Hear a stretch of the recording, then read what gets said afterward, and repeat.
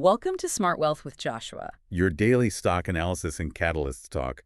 Today, we're looking at Rambus. If you find our talks useful, please consider subscribe, like, and comment underneath. So imagine finding a tech company that basically prints so much cash, they just bought back 13% of their own shares. Which is just wild, honestly. Right. And they have zero debt. They sit dead center in the most lucrative artificial intelligence sector on Earth. And yet Wall Street just abruptly tossed them into the bargain bin. Yeah, they really did. I mean, if you were looking at the recent charts for Rambus, your first instinct is probably, to just run away. They just suffered a brutal 23% stock plunge right after their earnings report. Yeah, 23% is rough. And while that severity of a drop in a sector that is fundamentally booming, it forces a really critical evaluation because we are looking at a foundational player in memory infrastructure here. Absolutely. The market's reaction feels, frankly, disproportionate, which kind of leaves us with two distinct possibilities to map out for you today. Right, like either this is a value trap with deteriorating fundamentals that you just need to avoid entirely. Exactly.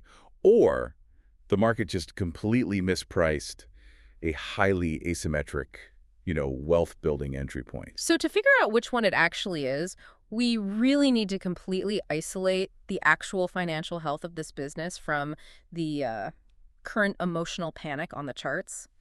Let's rewind to the setup right before this earnings report hit. Good idea. Because the momentum was aggressive. I mean, the stock had rallied from around $127 all the way up to $158. Right, it was practically vertical. Yeah, it was making a highly visible push toward a 52-week high of $161.80. And institutional accumulation was visibly driving that run. You had technical traders, you had algorithmic funds just piling in, creating a very clear series of higher highs. And then the earnings drop and the floor just vanishes. It was a severe gap down, tumbling to roughly $109.63. Total cratering. Exactly. The news was calling it a tumble, a crater. We are talking about a high-volume capitulation event that flushed out all the weak hands and collapsed the price right back into prior breakout zones. But, here is the huge disconnect that we have to unpack for you. When you actually read the first quarter 2026 fundamentals, the core business engine is, it's running exceptionally well. Wait, really? Because the chart looks like a disaster. I know, but look at the numbers. They pulled in $180.2 million in total GAAP revenue. That actually hit the midpoint of their own expectations. Okay, so they didn't really miss their own mark. No, not at all.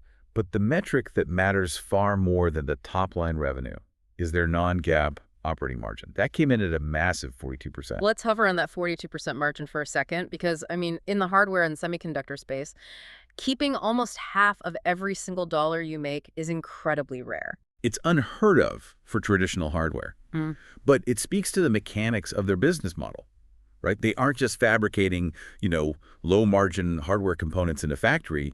They license highly specialized intellectual property. Ah, okay. Yeah, so when your primary product is the architectural blueprint for how data moves, the cost to replicate and sell that IP is practically zero. Right, it's just pure profit at that point. Exactly. Yeah. That operating leverage translates directly into their balance sheet, which, by the way, is currently sitting with zero debt. Zero debt and over $786 million in cash and marketable securities as of March 31st. They're just hoarding cash. Seriously, they actually grew their cash pile by $24 million from the end of 2025. They generated $66.3 million in free cash flow in the first quarter alone. And that cash flow is the key to everything here. It is, because what really anchors this entire valuation debate is what they are actively doing with that cash. Under their buyback program, they just repurchased 13.5 million shares. Wow. Yeah, they spent almost $464 million doing this. Retiring 13.02% of your outstanding shares. That is a massive structural shift for any company. It fundamentally alters the math for you if you're holding the stock. Think about it. If you retire 1 in 8 shares, every single dollar of future profit is now divided among a much smaller pool of stock. Right, it acts as a structural multiplier for their earnings per share. Exactly. They are essentially a self-funding machine just eating its own float. So I have to ask, if a company is flush with cash, heavily profitable, and buying up 13% of itself like a fortress on a massive discount, what exactly was the specific catalyst that spooked Wall Street into a 23% sell-off? Well, the immediate trigger was a slight miss on the most aggressive consensus revenue estimates. And you combine that with a broader macro contagion. We saw some reports regarding OpenAI that caused a temporary freeze across, like, the entire semiconductor Right, space. the whole sector took a hit. Yeah. But the core fundamental argument that caused analysts to specifically downgrade this stock centers around a perceived loss of market share. Okay, let's trace the logic on that bear argument, because Wall Street analysts reacted really swiftly to this. Robert W. Baird downgraded them to neutral with a $120 price target. Yep. And Susquehanna dropped their target down to $90. So what is the specific math that's making them so nervous? It basically comes down to comparing Rambus's growth against the growth of their total addressable market, or the TAM. The broader market for these memory interface chips is expanding at a rapid 29.5%. So demand is just exploding. Right. However, Rambus's actual product revenue only grew 15% year over year. That landed at roughly $88 million. Okay, so the bears are looking at a market expanding by nearly 30% and a company only growing by 15%. And they're naturally concluding that Rambus is bleeding market share to their rivals. Exactly. They're worried about competitors like Montage Technology and Renesas constantly trying to eat into their territory. That makes sense from an outside perspective. It does, but analysts assume that gap in growth is lost ground. Management, on the other hand, explicitly refutes that. They maintain that they still hold a mid-40% share of the DDR5 registering clock driver market. Okay, before we go further into the whole market share debate, let's break down what a registering clock driver actually does, because this is the core of their product revenue, right? Why is this component so critical to the broader AI infrastructure? Okay, so think of a massive data center server as a high-speed intersection. You have the central processing unit, the CPU, trying to pull data from dozens of different memory modules simultaneously. Sounds chaotic. It is. If all those signals hit the memory banks at slightly different times, you get data collisions, errors, and ultimately system crashes. Oh, wow. Yeah. So the registering clock driver acts as a highly advanced traffic cop. It sits between the CPU and the memory, synchronizing the timing of the electrical signals so the data flows perfectly, even when the server is totally maxed out running intensive AI workloads. So if management insists they still own roughly 45% of that critical traffic cop market, how are they explaining the fact that their revenue is only growing half as fast as the broader market? They attribute the divergence to platform launch timing. In the semiconductor industry, revenue doesn't just flow smoothly month to month. Right, it's lumpy. Very lumpy. It comes in massive waves when major server manufacturers officially launch their new next-generation hardware platforms. So management's argument is that the revenue isn't lost to competitors. It's simply delayed until those specific high-value platforms begin shipping in volume later in the year. Okay, that makes sense mechanically. But Baird's downgrade also heavily cited a tightening supply squeeze in the DRAM market. They're worried that even if Rambus has the orders lined up, they won't actually be able to get the underlying memory components needed to fulfill them. And management acknowledges that. Back-end supply tensions are very real right now, and lead times are definitely stretching out. But we really need to look at how they're actually behaving in response to that squeeze. Yeah, and this is where I think the analysts are getting it completely wrong. If you look at the balance sheet, Rambus proactively executed a massive inventory build. They really did. I mean, their physical inventory rose by $14 million sequentially, bringing their stockpile up to $58.4 million. Yeah. They are just sitting on a mountain of supplies. They completely anticipated the supply chain bottleneck and used their cash advantage to secure the components early. It reminds me of like an industrial manufacturer hoarding raw steel. If you know a steel shortage is coming, you just buy out the suppliers. Not only do you ensure that your own assembly lines keep running, but you actively choke out your smaller competitors who just don't have the cash reserves to stockpile material like that. Right. Wall Street is penalizing them for tying up cash and inventory right now. But in a constrained supply environment, holding the physical goods is a massive barrier to entry. It's a strategic weapon. Absolutely. Yep. It creates a competitive moat. They can guarantee delivery times to major hyperscalers, the massive cloud providers like Amazon or Google, while their smaller rivals are forced to tell those exact same clients, sorry, you have to wait. So let's shift from what the analysts are saying to what the major players are actually doing with their capital. I always want to look at the flow of funds when the headlines contradict the underlying business mechanics. Always follow the money. Exactly. Now, we should acknowledge that there has been some insider selling recently. The CEO, Luke Serafin, sold 5,426 shares, and Director Mira Rao sold 2,972 shares. And those Form 4 filings, they always trigger automated alerts and generate this thick layer of retail anxiety. They do, but the scale is what matters here. Selling 5,000 shares is a personal portfolio adjustment. Executives face tax withholdings, or they simply want to, diversify their personal assets. It's totally standard. Right, it's barely a rounding error compared to the aggressive institutional cluster buying we are seeing on the other side of the trade. The whales are executing massive accumulation protocols that completely disregard this bearish narrative. The institutional positioning is incredibly anchored. Taking a look at late 2025 filings, Invesco boosted their holdings by over 70%. Wow. Yeah. And Norges Bank initiated a brand new stake valued at $156.3 million. See, Norges Bank doesn't park $156 million just to day trade a stock. That is a multi-year structural thesis playing out. Exactly. Furthermore, AllianceBernstein surged their position by an astonishing 572.7%. That is insane. Right. When you see multiple institutional giants deploying hundreds of millions of dollars simultaneously, they are modeling out a future cash flow scenario that the retail market is currently just entirely missing. And we should note that not all analysts are bearish either. Rosenblatt is maintaining a buy rating with a $130 target. Evercore is keeping an outperform rating at $119. So there are definitely bulls in the institutional space. Oh, absolutely. Mm-hmm. So we have established a deep disconnect here. The financials are pristine. The company is retiring its own float. The inventory build is a strategic weapon. And the institutional funds are practically loading the boat. Yep. But for anyone tracking this, undervalued companies can stay undervalued for a long time unless there is a specific spark. What are the actionable catalysts over the next 6 to 12 months that are actually going to force the market to reprice this equity? So the definitive near-term benchmark is going to be their second quarter 2026 earnings hitting in late July. Management is already guiding for product revenue to accelerate up to a range of $95 million to $101 million. Which, at the midpoint, that is an 11% sequential increase from Q1. If they hit that, it entirely validates management's claim that the Q1 lag was merely a timing issue and not a structural loss of market share. Precisely.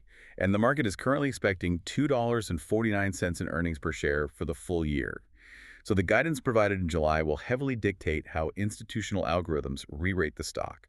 What about beyond the quarterly numbers? Well, looking past July, the underlying technology rollouts are the real drivers of long-term value. We need to focus on industry events like Computex in June and the Flash Memory Summit in August. Okay, those trade shows are usually where the massive data center architectural shifts are announced. What specific hardware or IP is Rambus preparing to unleash there? We are tracking two major ecosystem rollouts.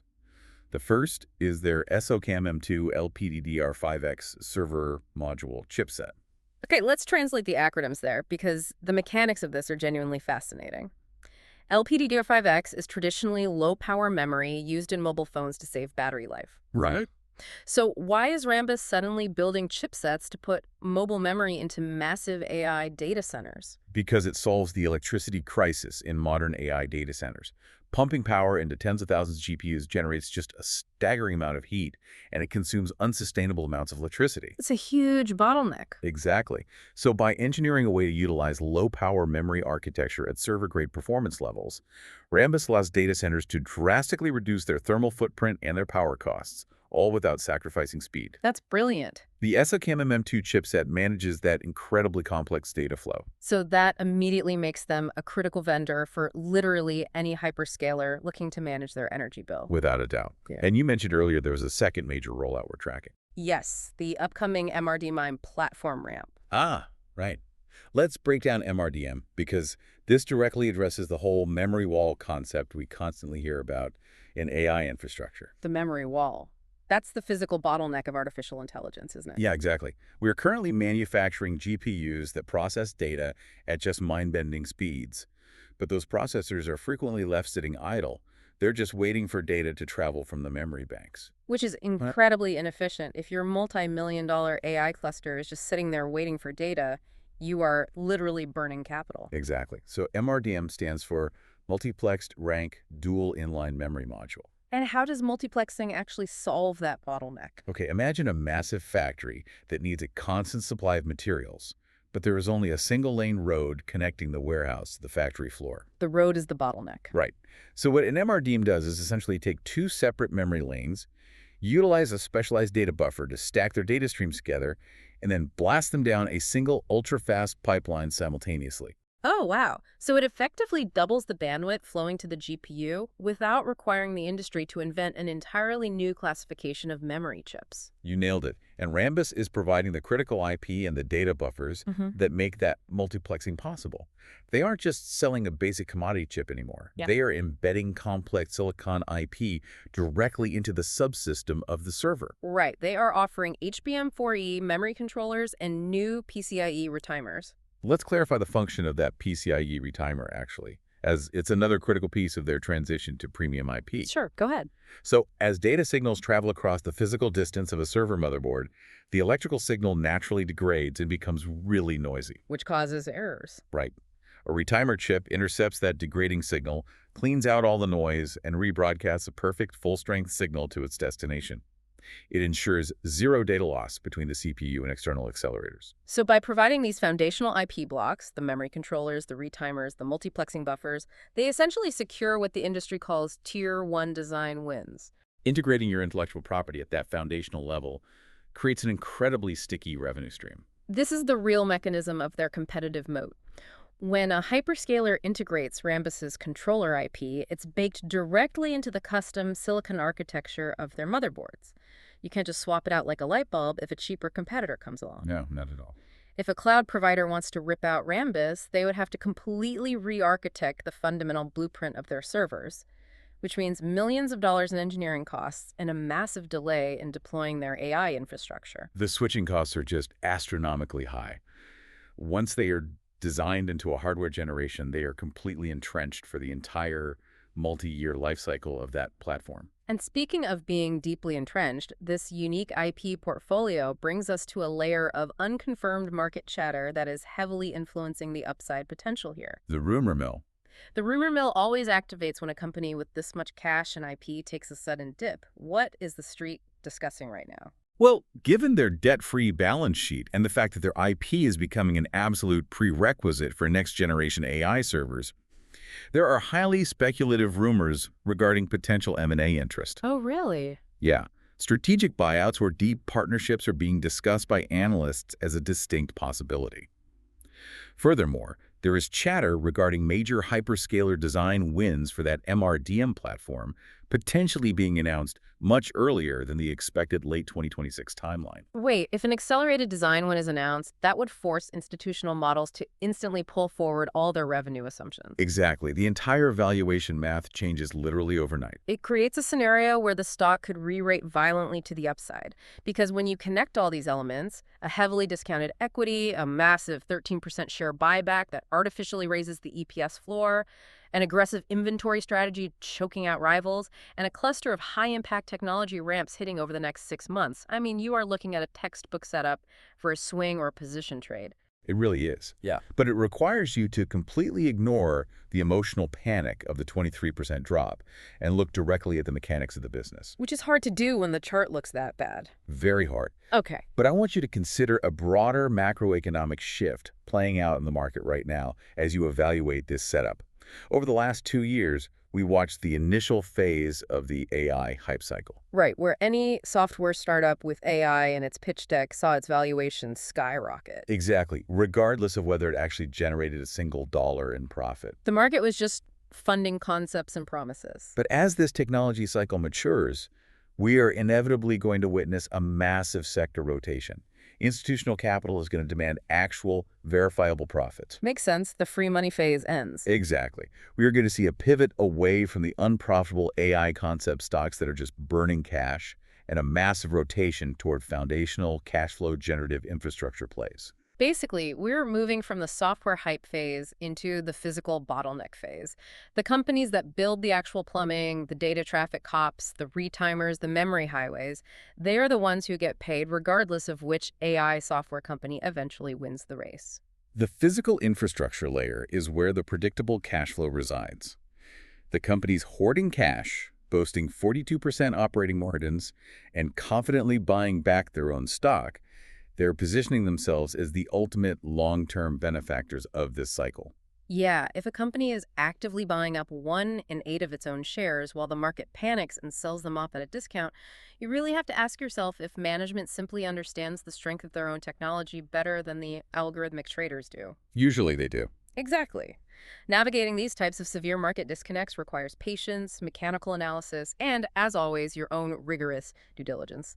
Thank you so much for joining us for today's wealth building discussion, and we'll see you next time.